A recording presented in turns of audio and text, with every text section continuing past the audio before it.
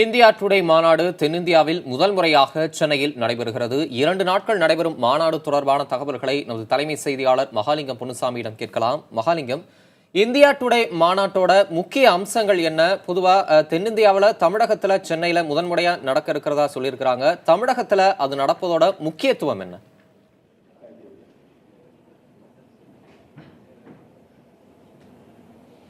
தமிழரசன், நான் தற்பொழுது மாநாடு நடக்கும் இடத்தில் தான் இருக்கிறேன்.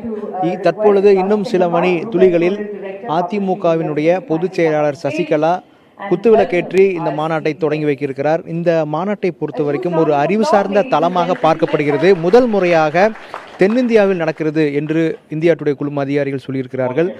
ஏனென்றால் தென்னிந்தியா இந்தியாவிலேயே மிக வேகமாக வளர்ந்து வரும் ஒரு பகுதியாக இருக்கிறது.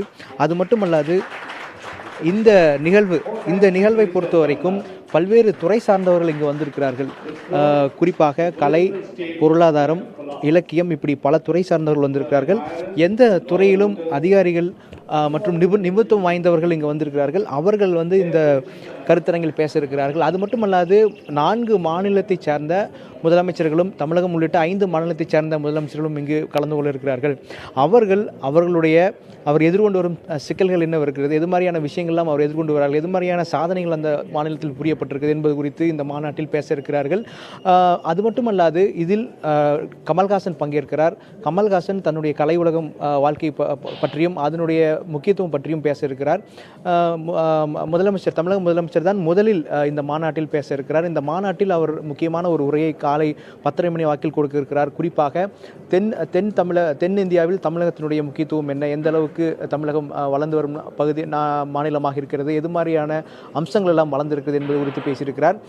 இந்தியா டுடேவினுடைய சேர்மனும் மற்றும் சீஃப் எடிட்டருமான அருண் பூரி தற்போது பேசி வருகிறார்.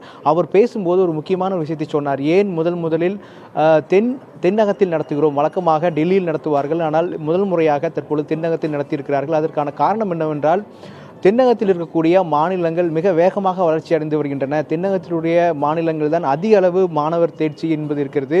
அறிவு சார்ந்த தளங்களும் மிக வேகமாக விரிவடைந்து வருகிறது. எனவே தென்னகத்தை ஒதுக்கிவிட்டு இந்தியாவினுடைய வளர்ச்சி குறித்து பேச முடியாது என்ற ஒரு விஷயத்தை சொன்னார். எனவே தென்னகத்தில் முதல் முறையாக இந்த இந்தியா டுடே குழுமத்தினுடைய கான்க்ளேவ் என்று சொல்வார்கள் மாநாடு என்பது இன்று நடந்து கொண்டிருக்கிறது. 2 நாட்கள் நடக்க இருக்கிறது. இதில் தென்னகத்தை சார்ந்த முக்கியமான நபர்களும் பல்வேறு தொழில் சார்ந்த வல்லுநர்களும் பேச இருக்கிறார்கள். இந்த சமூகம் வந்து கொண்டிருக்கக்கூடிய பிரச்சனைகள் என்ன, அது எப்படி எதிர்கொள்ளப் போகிறோம், எப்படி பேசப் போகிறோம், இது ஒரு அறிவு சார்ந்த தளமாக பார்க்கப்படுகிறது. தமிழரசன்.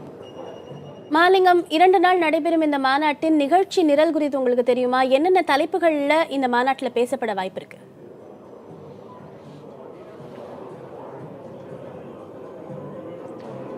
பத்மபிரியா, இந்த மாநாட்டை பொறுத்த வரைக்கும் முதலமைச்சர்கள் பங்கேற்கிறார்கள். முதலமைச்சர்களை பொறுத்த வரைக்கும் தமிழக முதலமைச்சர் sun rises from the south அப்படிங்கிற தலைப்பின் கீழே பேச இருக்கிறார்.